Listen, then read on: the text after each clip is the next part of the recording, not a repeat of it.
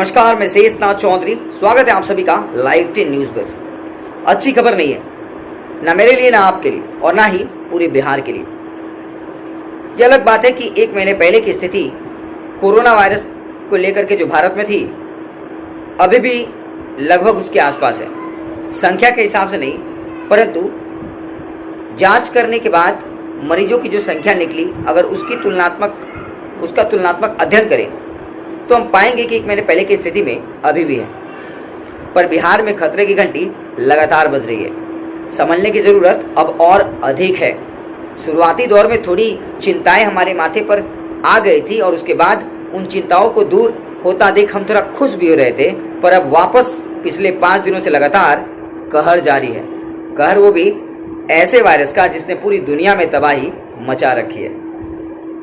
पिछले 5 दिनों में जिस तरीके से आंकड़े बिहार में बढ़ रहे हैं, उससे साफ तौर पे लगता है कि लोग खुल करके सामने नहीं आ रहे। अन्यथा इतने देर से इतने अधिक आंकड़े बढ़ना सवाल पैदा करता है। लोगों में अब भी जागरूकता की कमी है, या यूं कह लें कि सरकार लोगों तक जागरूकता अभियान को पहुंचाने में असफल रह रही है। खैर, कारण जो भी हो, पिछले 5 दिनों का आंकड़ा हम आपके सामने रखते हैं और इसको समझने की कोशिश करते हैं कि किस तरीके से 24 मार्च से लेकर के या 26 मार्च से लेकर के 19 या 18 अप्रैल तक आंकड़े बहुत कम थे बिहार में, और 19 अप्रैल से अचानक अब तक आंकड़ों ने घोड़े से भी तेज, या यूं कह लें चीते की माफिक रफ्तार पकड़ ली है। देखिए आंकड़ों को, तो आंकड़ों से आप साफ समझ पा रहे होंगे कि बिहार में खतरे की घंटी जबरदस्त तरीके से बज रही है। बिल्कुल अब तक, यानी ये न्यूज़ 4:30 बजे के आसपास हमने बनाया है, इस चीज़ को आपके लिए बनाया है, और 4:30 बजे के आसपास तक बिहार में कुल संक्रमितों की संख्या पहुंच चुकी थी 197।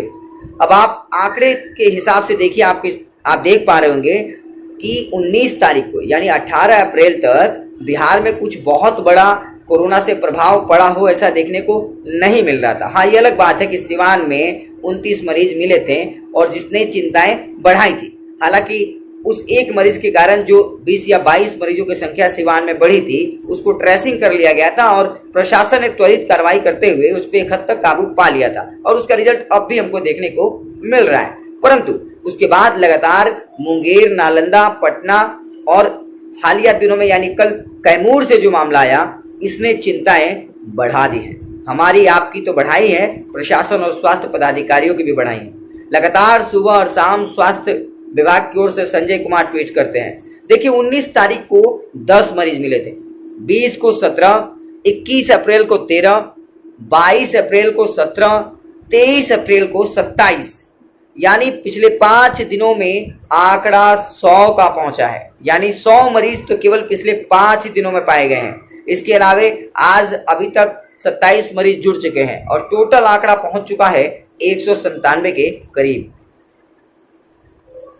तो ये बिल्कुल सोचनीय बात है, मंथन करने योग्य बात है, और ऐसे दृष्टिकोणवादी तरीकों से इस पे विचार करने की जरूरत है कि हम वास्तविक तौर पे बिहार को इस कोरोना से होने वाली लड़ाई में किस ओर रख पा रहे हैं। लड़ाई में पूरी दुनिया शामिल है, हमारा पूरा देश शामिल है, गांव, कस्बों, पंचायत से लेकर राज्य स्तर तक हर पदाधिकारी, हर लोग शामिल है। अब अपनी भूमिका सुनिश्चित करने का समय आ गया है। तो अब भी समय है, आप लोग सचेत रहिए, जागरूक रहिए। 3 तारीख तक जो लॉकडाउन का पीरियड है, अगर आप चाहते हैं कि उसमें और बढ़ोतरी ना हो, अगर आप चाहते हैं कि उस सीमित दायरे के अंतर्गत अर्थव्यवस्था वापस पटरी पे आए और हम अपने दैनिक दिनचर्या को अच्छी भली भांति तरीके से जी पाए, तो अब भी समय है।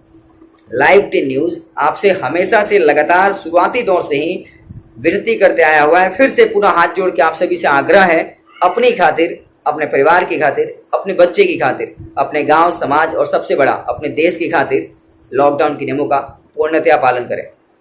घर पे रहें, सुरक्षित रहें। नमस्कार।